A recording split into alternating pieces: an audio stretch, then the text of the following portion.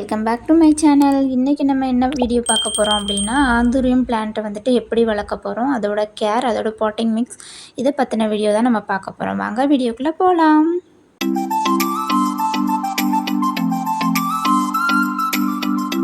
என்னோடய வீடியோவை நீங்கள் முதல்ல பார்த்துட்ருக்கீங்க அப்படின்னா சப்ஸ்கிரைப் பண்ணிக்கோங்க. மறக்காமல் பக்கத்தில் உள்ள பெல் பட்டனை ஆன் பண்ணி வச்சுக்கோங்க.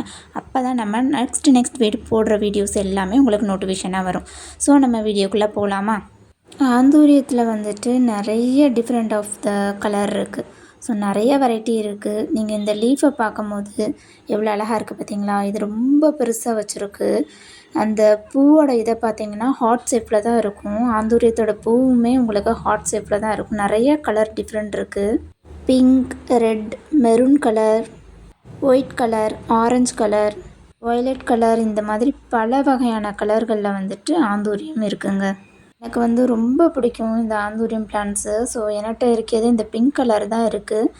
நிறைய வளர்க்கணுன்னு ஆசை. பட் வந்துட்டு என்னென்னா, வாடகை வீட்டில் இருந்துட்டு நம்மளால் எதையுமே வளர்க்க முடியாது. நம்மளுக்கு சொந்த இடங்கள் இருந்தது அப்படின்னா கண்டிப்பாக தாராளமாக நிறைய பிளான்ட்ஸை வளர்க்கலாம். ஸோ நிறைய பிளான்ட்ஸை வந்துட்டு அம்மா வீட்லேயும் கொஞ்சம் என் வீட்லேயும் இந்த மாதிரி தான் போய்ட்டுருக்கு. ஸோ வீடியோ ஷூட் பண்ணும்போது நிறைய டைம் வந்துட்டு நம்ம அங்கேருந்து வீடியோஸ் எடுத்துகிட்டு வந்து நம்ம போட வேண்டியதாக இருக்கும்.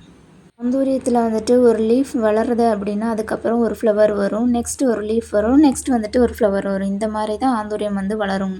எப்போயுமே வந்துட்டு இதில் ஃப்ளவர்ஸ் வந்துட்டு நிறையாவே இருக்கும். ஸோ வேரெல்லாம் பார்த்திங்கன்னா ரொம்ப புடச்சி அப்படியே வெளியெல்லாம் தூங்க ஆரம்பிச்சிட்டாங்க. நம்ம வீட்டுக்கு முன்னே என்ட்ரன்ஸில் வைக்கும்போது ரொம்ப கலர்ஃபுல்லாக இருக்கும். நிறைய கலர்ஸ் வாங்கி வைக்கும்போது இன்னும் அழகாகவே இருக்கும். இது வந்து பிங்க் கலர் வெரைட்டிங்க. இதில் வந்துட்டு பூவை பார்த்தீங்களா எப்படி இருந்தது அப்படின்னு. ஸ்டார்டிங்லேயே நான் அந்த பூ போட்டிருப்பேன். ஸோ பிளான்ட்ஸ் வந்துட்டு என்கிட்ட ரொம்ப பெரியது. இதுலேயுமே சின்ன சைஸில் உள்ள ஆந்தூரியம் பிளான்ட்ஸுமே இருக்குது. லீஃப் பார்த்தீங்களா எவ்வளோ பெருசாக இருக்குது அப்படின்னு. இந்த மாதிரி லீஃப் வந்துட்டு ஹெல்த்தியாக இருந்தது அப்படின்னா இலைகளுமே வந்து ரொம்ப பெருசாக வளரும். ஃப்ளவர்ஸ் கொடுக்கும் போதும் அது பிக் சைஸாக வந்துட்டு ஃப்ளவரும் பெருசாகவே கொடுக்குங்க. பிளான்ட்ஸ் ரொம்ப ஹெல்த்தியாக இருக்கும்போது அது ரூட்டில் இருந்தே சின்ன சின்ன இலைகள் வர ஆரம்பிச்சு அதிலேருந்து ஒரு தைகளும் வர ஆரம்பிக்கும்.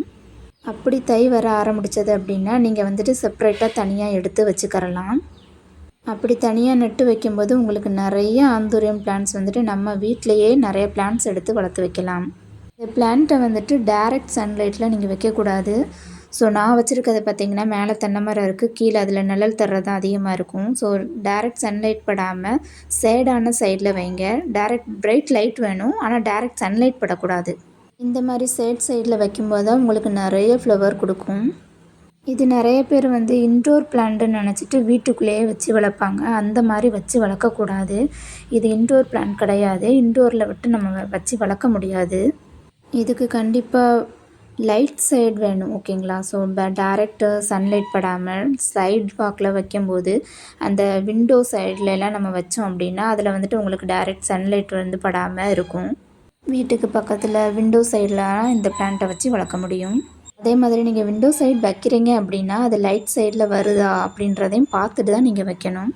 இதில் டைரெக்டாக சன்லைட் படுது அப்படின்ற போது நம்ம அந்த டிப்பில் வந்துட்டு அந்த லீஃபில் வந்துட்டு கருக ஆரம்பிக்கும். அப்படி நம்ம லீஃப் ஆகும்போதே உங்களுக்கு தெரியும். அப்போ நமக்கு நிறைய சன்லைட் வந்து நம்ம பிளான்ட்டுக்கு படுது அப்படின்னு. அப்போ நம்ம இடத்த சேஞ்ச் பண்ணி பிளான்ட்ஸை மாற்றி வைக்கணும்.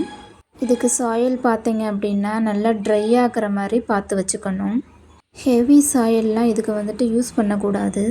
இதிலெல்லாம் தேங்காய் நாரெல்லாம் யூஸ் பண்ணி வைக்கும்போது நம்மளுக்கு ஏர் சர்க்குலேஷன்லாம் நிறையா வந்துட்டு இதுக்கு கிடைக்கும். ரூட்ஸும் நிறைய ஃபார்ம் ஆகுங்க உங்களுக்கு அப்படி வைக்கும்போது. ஸோ இந்த மாதிரியான ஒரு பாட்டிங் மிக்ஸை தான் நம்ம வந்துட்டு சூஸ் பண்ணணும். நம்மளோட பாட்டிங் மிக்ஸ் வந்துட்டு ஃபுல்லுமே சாயில்லையே நீங்கள் வச்சிங்க அப்படின்னா நம்மளோட பிளான்ட்ஸ் வந்துட்டு அழுகிறதுக்கான ஒரு வாய்ப்பு இருக்குது. வாட்ரு வந்து விடும்போது அந்த சாயில் ஃபுல்லாக வச்சிட்ருக்கும்போது அப்படி இருந்ததுன்னா நம்ம ஏர் சர்க்குலேஷன் வந்துட்டு அது ப்ராப்பராக அதுக்கு இதாகாது. ஸோ அதனாலேயே வந்துட்டு பிளான்ட் அழுகவும் ஆரம்பிக்கும். இந்த பிளான்ட்டுக்கு ஃபுல் சாயிலை வந்துட்டு நம்ம அவாய்ட் பண்ணணும். இதுக்கு வாட்டரிங்னு பார்த்தீங்க அப்படின்னா சாயில் ரொம்ப ட்ரையாக இருக்கா அப்படின்னு பார்த்துட்டு தான் நீங்கள் இதுக்கு வாட்டரே ஊற்றணும். ஏன்னா தேங்காய் நாரெல்லாம் கொடுக்கும்போது மாய்ஸ்சரைஸாக தான் இருக்கும். ஸோ தேங்காய் நாரில் வந்துட்டு ஈரப்பத தன்மைகள் எப்பயுமே இருந்துக்கிட்டே இருக்கும். அதனால தான் நம்ம எப்பயுமே செக் பண்ணி பார்த்துட்டு தான் வாட்டரிங் வந்துட்டு கொடுக்கணும். ஸோ இது ஈரமாக இருக்கா ட்ரையாக இருக்கான்னு நம்ம செக் பண்ணி பார்த்ததுக்கப்புறமா தான் நீங்கள் இதில் வாட்டரே விடணும். இந்த பிளான்ட்டுக்கான பாட்டிங் மிக்ஸ் இதுதாங்க. சாணாங்கியும் நம்ம கார்டன் சாயில் மணலும் சேர்ந்து மிக்ஸ் பண்ணி வச்சுக்கிட்டு, அதுக்கப்புறமா இதுக்கூட நீங்கள் கறி துண்டுகள் அதையும் மிக்ஸ் பண்ணிக்கோங்க.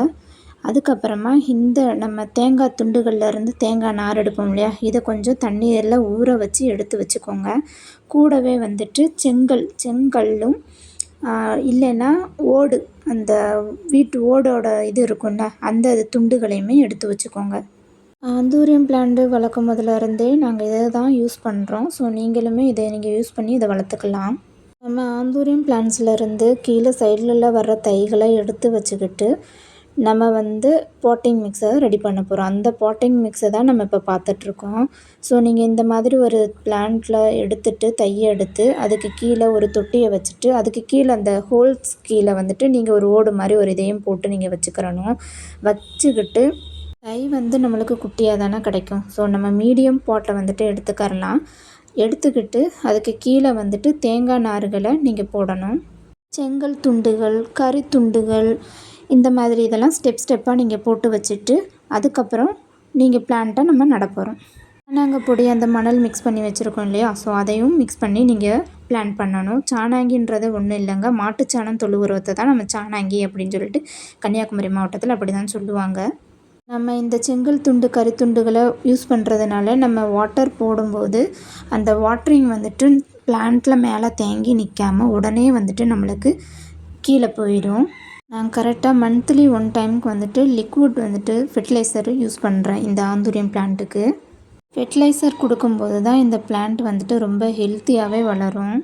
ஆந்தூரியம் பிளான்ட்டுக்கு அந்த சாணாங்க பொடி ரொம்பவே ஒரு ஃபெர்டிலைசர். சாணாங்கி எல்லாத்துக்குமே அந்த மாட்டுச்சாணம் உரத்தை தான் எல்லா பிளான்ட்டுக்குமே யூஸ் பண்ணலாம். நான் எல்லா பிளான்ட்டுக்குமே ரொம்ப ஆர்கானிக்காக தான் தேடி தேடி பார்த்து யூஸ் பண்ணுறேன். இந்த மாதிரி நம்ம பாட்டிங் மிக்ஸ் எல்லாம் யூஸ் பண்ணும்போது பிளான்ட்ஸ் ரொம்ப ஹெல்த்தியாகவே வளரும். ஸோ கண்டிப்பாக இதிலேருந்து தை நான் எடுத்து வைக்கும் போது அந்த பாட்டிங் மிக்ஸோட கலவைகளோடு சேர்த்து இந்த பிளான்ட்டை எப்படி பிளான்ட் பண்ணணும் அப்படின்றது தெளிவான ஒரு வீடியோ விளக்கமும் நான் கண்டிப்பாக கொடுக்குறேன். ஸோ உங்களுக்கு இது புரிஞ்சிருக்குமா அப்படின்றது எனக்கு தெரியல. புரியலை அப்படின்னா கண்டிப்பாக கமெண்ட் செக்ஷனில் கமெண்ட் பண்ணுங்கள். நான் உங்களுக்கு தெளிவாகவே அதோட வீடியோவை நான் போடுறேன். எந்த கெமிக்கல் ஃபெர்டிலைசருமே நம்ம இந்த பிளான்ட்ஸுக்கு யூஸ் பண்ணணுன்ற தேவையே இல்லை. எவ்வளோ ஹெல்த்தியாக லீஃப் இருக்காங்கன்னு பார்த்துக்கோங்க. மந்த்லி ஒன்ஸ் நீங்கள் ஆர்கானிக் ஃபெர்டிலைசர் யூஸ் பண்ணாலே போதும். இந்த சாணப்பொடியோட சேர்ந்து வெர்மி கம்போஸ்ட்டும் நீங்கள் மிக்ஸ் பண்ணி யூஸ் பண்ணாலும் ஹெல்த்தியாக இருக்கும். இதுக்கு வாட்டர் எப்படி கொடுக்கணும் அப்படின்னா, மேலே உள்ள அந்த சாயில் ரொம்ப ட்ரையாக இருந்தது அப்படின்னா மட்டும்தான் நீங்கள் வாட்டர் யூஸ் பண்ணுங்கள். இந்த மாதிரி பாட்டிங் மிக்ஸை நம்ம யூஸ் பண்ணும்போது வாட்டர் பிளான்ட்டுக்கு மேலே தேங்கியே நிற்காது, ட்ரைன் ஆகிடும், உடனே ட்ரைன் ஆகி போயிடும். ஒருவேளை உங்களுக்கு அந்த பிளான்ட்டுக்கு மேலே தண்ணி தேங்கி நிற்கிது, அப்படியே இருந்தது, ஈரப்பதமாகவே இருக்குது அப்படின்னா உங்களுக்கு இந்த பிளான்ட்ஸில் எப்படி தெரியும்னு பார்த்துக்கிட்டிங்கன்னா, அந்த டிப்பில் லீவ்ஸ் எல்லோ கலராக மாற ஆரம்பிக்கும். ஸோ லீஃப் எல்லோவாக ஆகும்போதே நீங்கள் தெரிஞ்சுக்கிறலாம் இது கண்டினியூஸ் மழை இருக்கனால உங்களுக்கு அந்த மாதிரி இருக்குது. நீங்கள் இந்த பிளான்ட்லேயே நீங்கள் பார்க்கலாம். ஸோ லீஃப் எல்லோ கலர் மாதிரி, ஏன் அப்படின்னா அது கண்டினியூஸ் மழை இருந்ததுனால அந்த லீஃப் எல்லோவாக மாறுது. இதுக்கு மோஸ்ட்லி மண் தொட்டி யூஸ் பண்ணுங்கள். பிளாஸ்டிக்கை விட மண் தொட்டி தான் நல்லா இருக்கும். மண் தொட்டியில் வைக்கும்போது இன்னுமே ஹெல்த்தியாக இருக்கும். இந்த மாதிரி பாட்டிங் மிக்ஸை ரெடி பண்ணும் போதுமே பிளான்ட்ஸ் ஹெல்த்தியாக இருக்கும்.